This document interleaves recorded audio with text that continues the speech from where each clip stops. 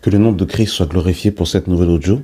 Nous bénissons le Seigneur pour l'opportunité qui nous permet de pouvoir parler des oracles de Dieu, du souffle de vie que le Seigneur nous donne, de la santé. Nous remercions le Seigneur pour cette opportunité. J'aimerais nous parler, mes bien-aimés dans le Seigneur, des chrétiens préchauffés. Alors, qu'est-ce que j'entends par chrétiens préchauffés, mes bien-aimés dans le Seigneur? Aujourd'hui, nous sommes dans une génération où tout va vite, où la patience a disparu.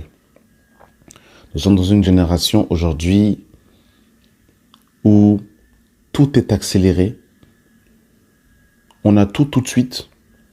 Nous sommes dans une génération Amazon Prime. Je commande lundi, je reçois mon colis le soir même. Nous sommes dans une génération Uber Eats.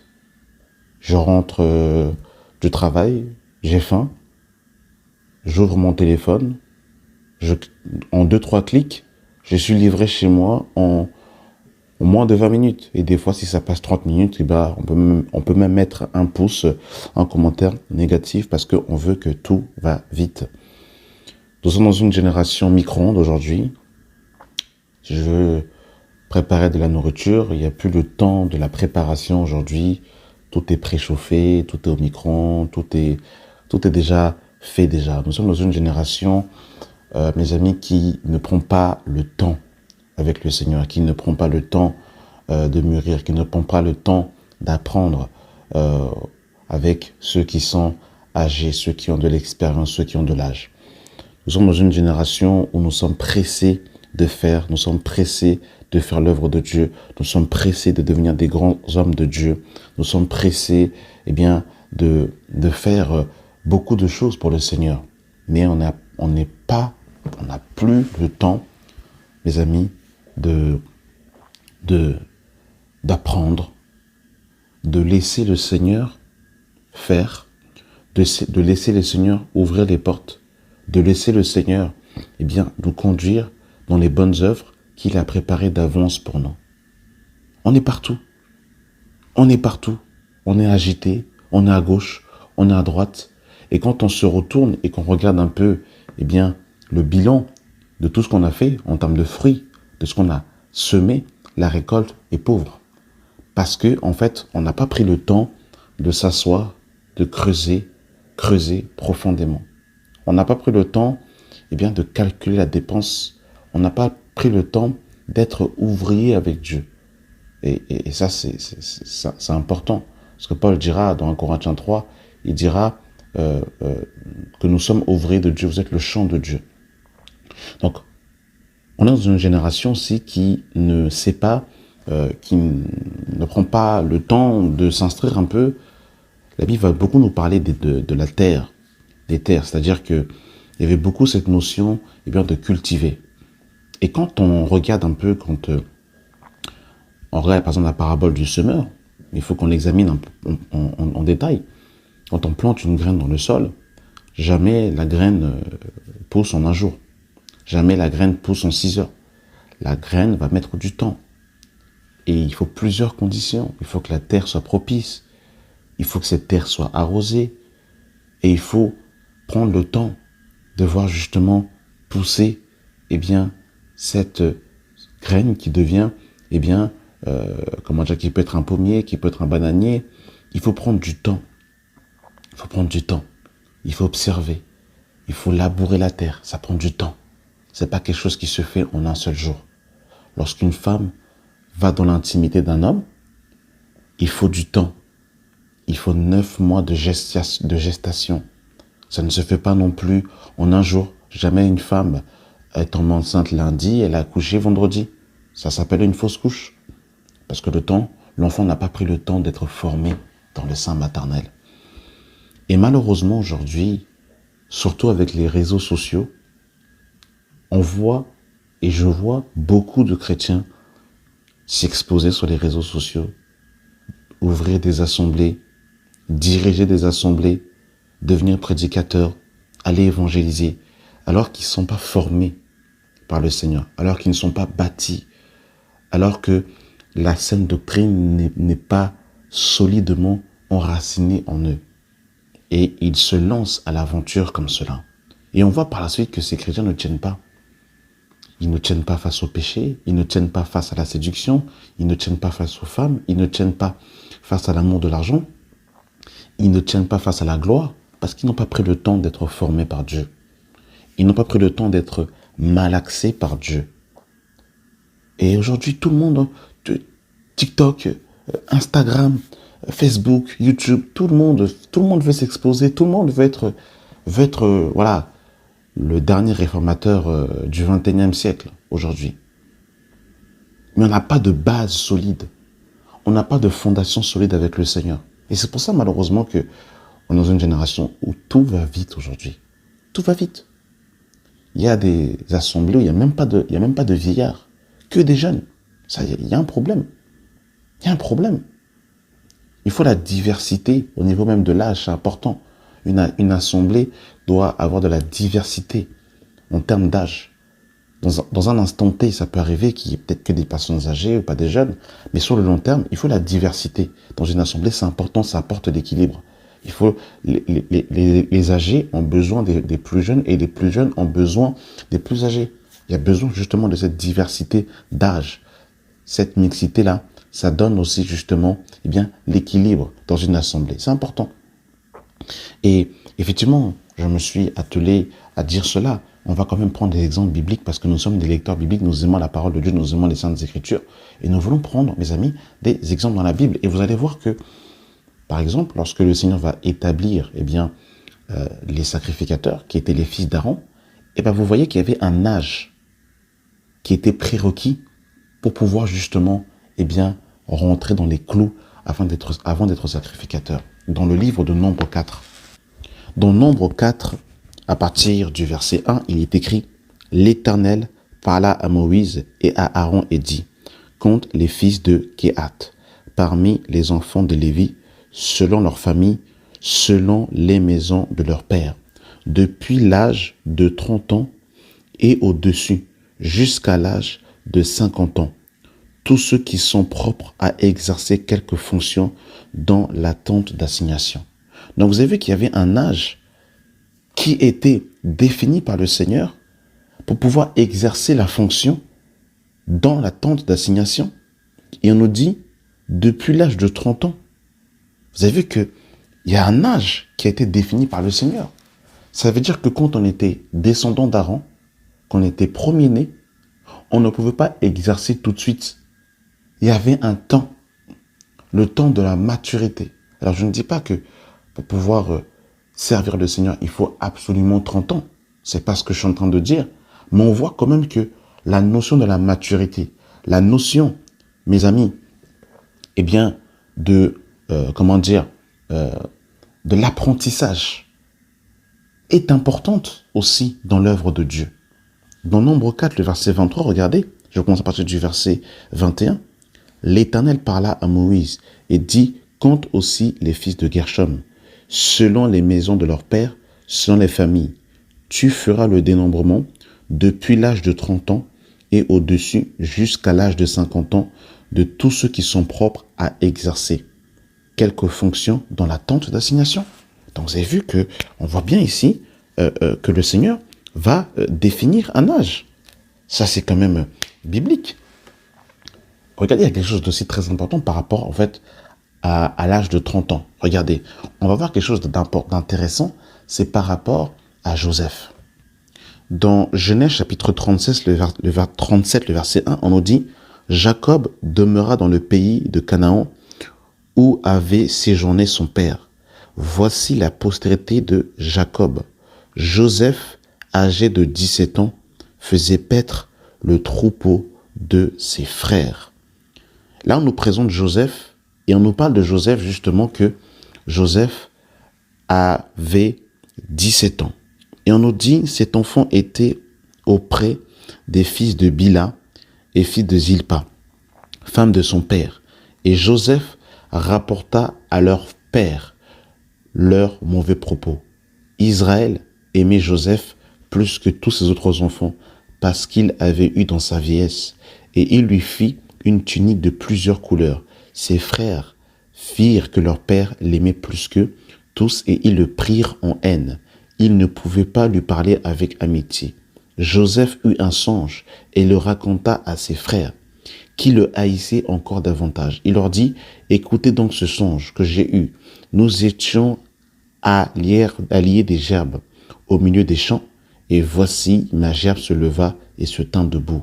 Et vos gerbes l'entourèrent et se prosternèrent devant elle. Ses frères lui dirent, est-ce que tu régneras sur nous? Est-ce que tu nous gouverneras? Et ils le haïssèrent encore davantage à cause de ses songes et à cause de ses paroles. Mais maintenant, entre le moment où Joseph reçoit le songe, où il le raconte à ses frères, il est âgé de 17 ans. Mais à quel moment Joseph devient gouverneur en Israël, en Égypte, pardon. Lorsque nous lisons Genèse 41, le verset 46, il est écrit « Joseph était âgé de 30 ans lorsqu'il se présenta devant Pharaon, roi d'Égypte, et qu'il quitta Pharaon et parcourut tout le pays d'Égypte. » 30 ans, donc il s'est écoulé 13 ans. Entre le moment où Joseph reçoit le songe et que Joseph est âgé de 17 ans et qui se présente devant Pharaon et que par la suite, eh bien, il va gouverner, il est âgé de 30 ans. Donc vous voyez qu'il y a un temps entre le moment où Joseph reçoit le songe et où le songe s'accomplit. Il y a une différence entre l'appel ministériel et l'officialisation quand on rentre officiellement dans le ministère, dans le service de Dieu. Ça, c'est par rapport au service, au ministère. Mais même dans tout, pour servir Dieu, je ne dis pas que pour servir Dieu, il faut être âgé de 30 ans ou qu'il faut attendre 10 ans pour servir Dieu. C'est pas ce que je dis. Mais ce que je veux dénoncer ici, c'est la précipitation. La précipitation. Le zèle sans intelligence. Quand on va aller vite, on va partout, on fait tout et finalement on fait n'importe quoi en fait. Parce qu'on n'est pas sage, parce qu'on n'est pas patient avec le Seigneur. C'est la patience qui nous manque. La patience. Lorsque nous lisons Luc chapitre 3, le verset 23, il est écrit « Jésus avait environ 30 ans lorsqu'il commença son ministère. » 30 ans. Vous vous imaginez que le Messie avait été prophétisé, annoncé par les prophètes qui parlaient de lui. De 0 à 30 ans, il y avait des gens qui mouraient en Israël. Il y avait des gens qui étaient dans l'attente du Messie. Il y avait des gens qui étaient possédés. Il y avait des malades. Il y avait des boiteux. Il y avait des infirmes. Il y avait des personnes qui avaient besoin d'entendre la bonne nouvelle. Mais de 0 à 30 ans, le Seigneur n'a pas commencé le service. De 0 à 30 ans. Vous vous rendez compte? Il a commencé le service au moment où le Père avait décidé qu'il devait commencer. Mais de 0 à 30 ans, il y avait des boiteux, il y avait des sourds, il y avait des démoniaques, il y avait tout cela. Et des fois, on rentre dans une humanité, dans un humanisme. C'est-à-dire qu'on va voir des personnes qui ont besoin d'être secourues et on va s'improviser comme un super-héros et vouloir être partout. Mais c'est pas comme ça. Rappelez-vous que le Seigneur le dira lui-même dans le livre de Luc chapitre 4, qu'il y avait plusieurs veuves. J'aime beaucoup ce passage, on va le lire. Dans Luc 4, le verset 24, il est écrit « Mais ajouta-t-il, je vous le dis en vérité, aucun prophète n'est bien reçu dans sa patrie. Je vous le dis en vérité, il y avait plusieurs veuves en Israël du temps d'Élie, lorsque le ciel fut fermé 3 ans et 6 mois. Et il y eut une grande famine sur toute la terre. Et cependant, Élie ne fut envoyé vers aucune d'elles, si ce n'est vers une veuve de Sarepta dans le pays de Sidon. Il y avait plusieurs lépreux en Israël au temps d'Élie le prophète. Cependant, aucun d'eux ne fut purifié, si ce n'est Naaman le Syrien. Donc, qu'est-ce qu'on comprend? On comprend que quand on est au service du Seigneur, c'est le Seigneur qui est la tête. On ne va pas partout. On ne fait pas n'importe quoi. On va là où Dieu nous envoie. Il y avait plusieurs lépreux. Élisée avait la double portion d'Élie. Il aurait pu utiliser la grâce de Dieu comme une baguette magique, comme Harry Potter, et aller guérir tout le monde. Non, ce n'est que, mes amis, Naaman le Syrien qui a été purifié de sa lèpre. Il y avait aussi plusieurs veuves. Et pourtant, Élie a été envoyé que vers la veuve de Sarepta dans le pays de Sidon. Donc vous comprenez que, en fait, on comprend que l'œuvre de Dieu, c'est faire, c'est être dans les bonnes œuvres que Dieu a préparées d'avance pour nous et dans le temps du Seigneur. Rappelez-vous que, par exemple, quand nous lisons Acte 21, rappelez-vous que quand Paul va aller chez Philippe, qui avait 4 filles vierges qui prophétisaient, Agabus va venir et va prendre la ceinture de Paul en disant que l'homme à qui je tiens cette ceinture sera lié de la même manière quand il partira à Jérusalem. Et par la suite, les disciples aussi vont prier et vont supplier Paul de ne pas aller à Jérusalem. Mais qu'est-ce que Paul a dit? Paul devait aller à Jérusalem. Il était prêt à mourir. Parce que, en fait, la mission de Paul, c'était ça auquel le Seigneur l'avait consigné. C'est-à-dire que des fois, même dans le plan que le Seigneur nous a mandaté, nous a consigné, peut-être même des frères ne peuvent pas comprendre directement cela. Mais Paul était dans les bonnes œuvres que Dieu avait préparées d'avance pour lui. On ne peut pas faire ce que l'on veut, aller partout. L'agitation, la précipitation, c'est ça le problème aujourd'hui de beaucoup dans le corps de Christ. C'est que tout le monde veut faire tout, mais finalement on fait n'importe quoi. Tout le monde veut aller partout, tout le monde veut prêcher partout. En fait, on est capable en une journée d'aller visiter 5 assemblées et au final, il n'y a pas le suivi des âmes derrière. Parce que vous savez, je vous assure que quand en fait vous êtes proche d'une âme et que vous voulez bâtir le Fils de Dieu dans la vie de cette âme-là, ça prend du temps. Le Seigneur a fait 3 ans et 6 mois pour former des apôtres. Nous lisons l'épître de Pierre, nous lisons l'épître de Jean. Nous lisons les 4 évangiles. Mais il y a eu la formation. 3 ans et demi de formation. 3 ans et demi de formation. Ben oui, mes amis, c'est pas comme ça. Quand on regarde, on revient encore par rapport à David. Dans le livre de 2 Samuel chapitre 5, le verset 4, il est écrit « David était âgé de 30 ans lorsqu'il devint roi. Il régna 40 ans. » David était âgé de 30 ans. Mais lisons 1 Samuel chapitre 16. Lorsque Saül a été envoyé par le Seigneur pour oindre le successeur de Saül, David était un jeune homme. David avait à peine la vingtaine lorsque le Seigneur l'a choisi. Mais il va devenir roi uniquement à 30 ans.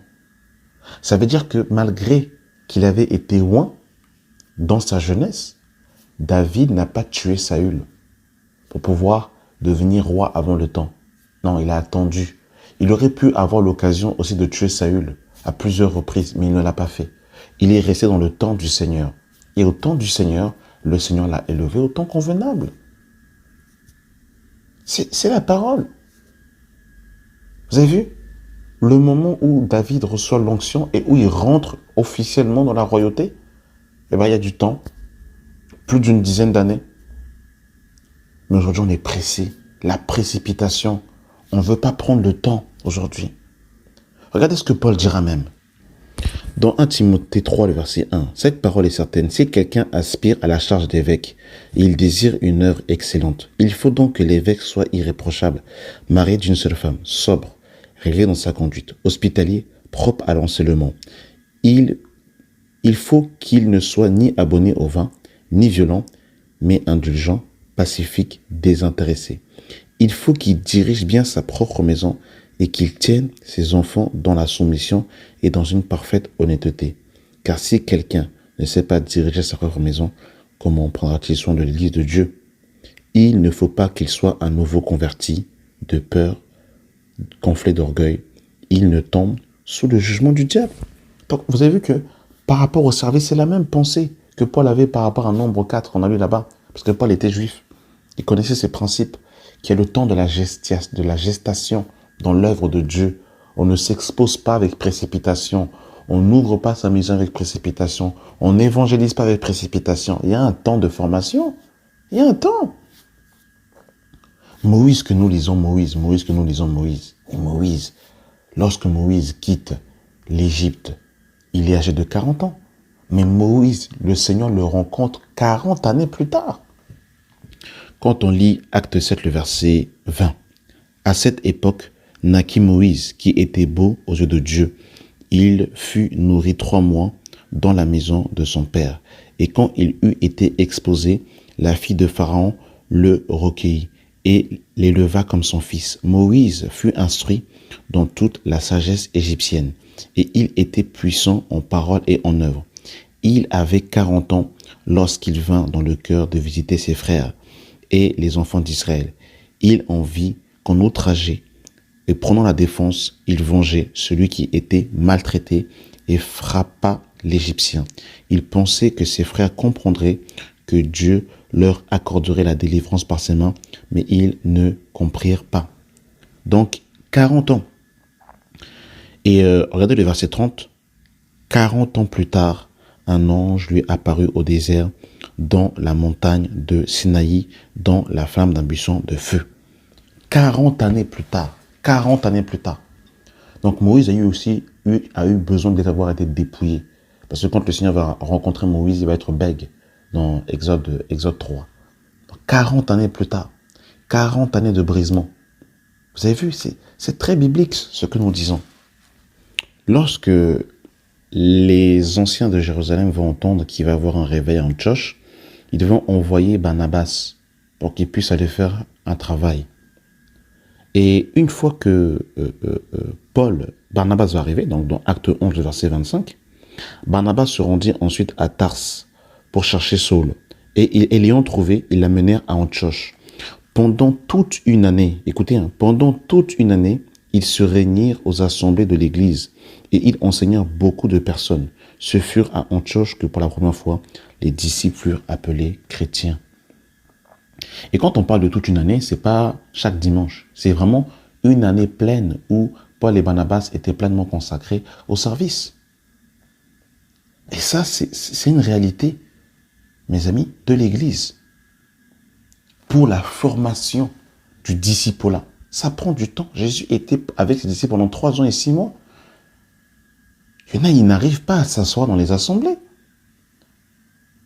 Ils restent seulement sur YouTube. Il faut savoir que YouTube, c'est une passerelle, c'est une plateforme. Beaucoup l'utilisent parce que des fois, il y en a qui malheureusement n'ont pas d'église locale où la sainte doctrine est prêchée. D'autres qui ont des conditions ils ont des raisons médicales. Il y a plusieurs raisons, donc je ne fais pas une généralité. Je ne dis pas que tous ceux qui écoutent les enseignements sur YouTube sont des fainéants et qui ne veulent pas de la communion fraternelle. Parce qu'il y a des réalités, mais il y en a qui ne veulent pas volontairement se rassembler et qui restent sur YouTube. Et qui pensent qu'en étant sur YouTube, ils vont devenir des disciples. Oui, on peut bénéficier de certaines grâces, de certaines connaissances, oui. Mais pour la formation du disciple, là, c'est la proximité. Pendant 1 an. Vous voyez, quand nous lisons Acte 18, le verset 9, le Seigneur dit à Paul en vision pendant la nuit, « Ne crains point, mais parle et ne te tais point, car je suis avec toi, et personne ne mettra sur toi, et personne ne mettra la main sur toi pour te faire du mal. Parle, car j'ai un peuple nombreux dans cette ville. » Il y demeura 1 an et 6 mois, enseignant parmi les Corinthiens la parole de Dieu. C'est dans la Bible, ça.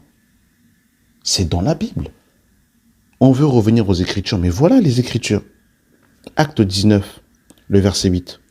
Ensuite, Paul entra dans la synagogue, où il parla librement pendant 3 mois. Il discourut sur les choses qui concernent le royaume de Dieu, s'efforçant de persuader ceux qui l'écoutaient. Mais comme quelques-uns restaient endurcis et incrédules, décriant devant la multitude la voix du Seigneur, il se retira d'eux, sépara les disciples et enseigna chaque jour à l'école nommée Tyrannus. Cela durant 2 ans, de sorte que ceux qui habitaient l'Asie, juifs et grecs, entendirent la parole du Seigneur Jésus. Cela durant 2 ans. Vous savez, et quand on dit 2 ans là, c'est vraiment 2 ans. C'est pas 2 ans genre juste un dimanche pendant 1h30. Non, il y avait vraiment en fait ce travail de continuité. Quand nous lisons Acte 20, le verset 26, il est écrit « C'est pourquoi je vous déclare aujourd'hui que je suis pur du sang de vous tous, car je vous ai annoncé tout le conseil de Dieu sans rien vous cacher. Prenez donc garde à vous-même et à tout le troupeau de Dieu sur lequel le Saint-Esprit vous a établi évêque pour paître l'Église du Seigneur qui s'est acquise par son propre sang.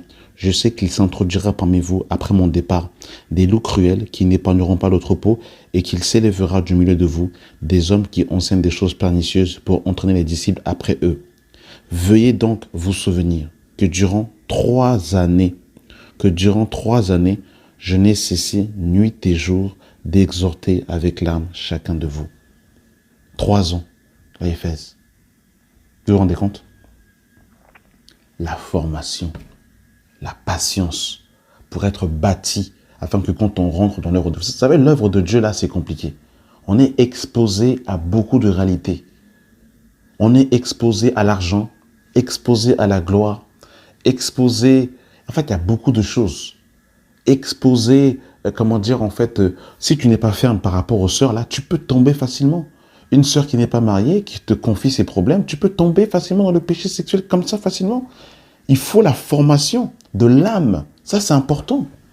Le perfectionnement de l'âme. Ça, c'est très important. C'est très, très important, mes amis. S'il n'y a pas ça, là, je vous assure, on ne peut pas tenir. Dans Acte 28, le verset 28, il est écrit « Sachez donc que ce salut de Dieu a été envoyé aux païens et qu'ils l'écouteront. » Lorsqu'il eut dit cela, les Juifs s'en allèrent, discutant vivement entre eux. Paul demeura 2 ans entiers dans une maison qu'il avait louée.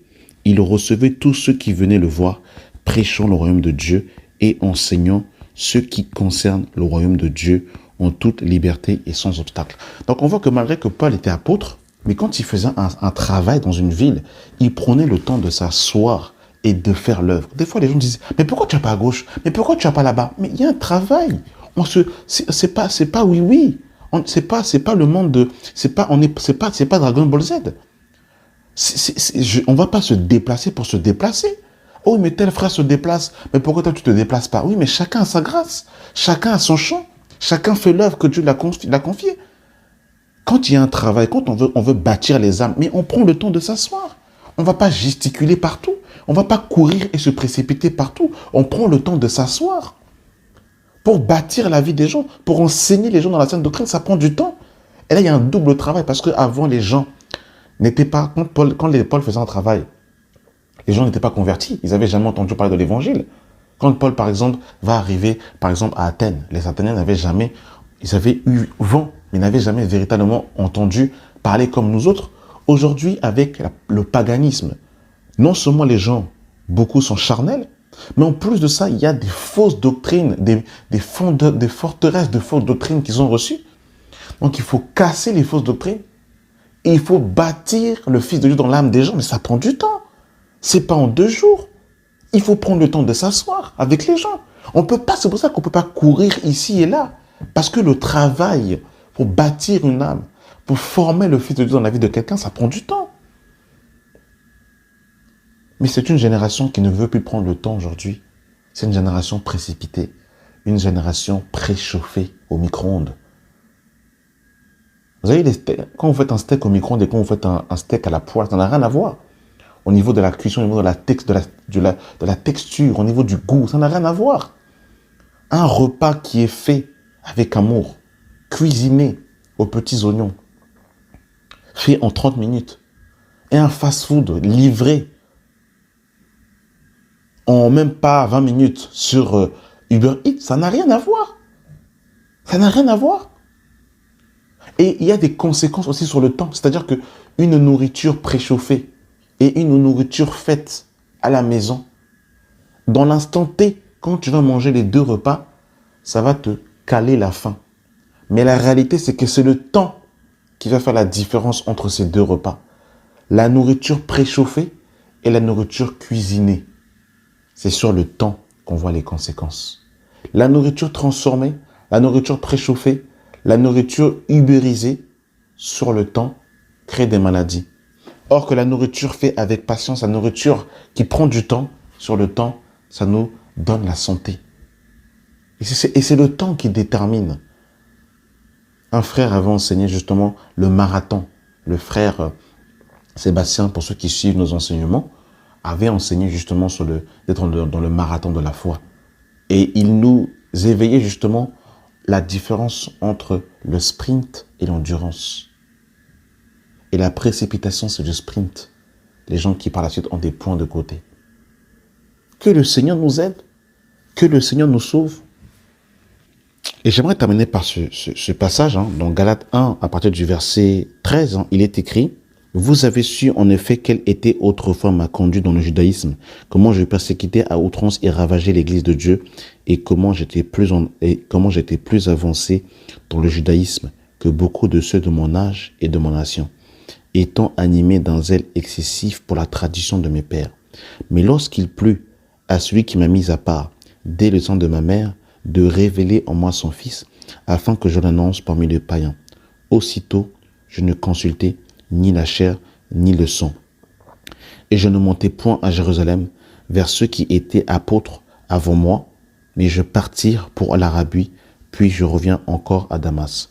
3 ans plus tard, écoutez le verset 18, 3 ans plus tard, je montai à Jérusalem pour faire la connaissance de Céphas, et je demeurai 15 jours chez lui.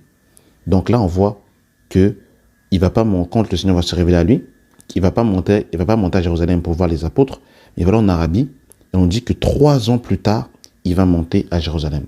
Et quand on lit Galates chapitre 2, le verset 1, il est écrit: 14 ans plus tard, je montai de nouveau à Jérusalem avec Barnabas, ayant aussi pris Tite avec moi, et ce fut d'après une révélation que j'y montai.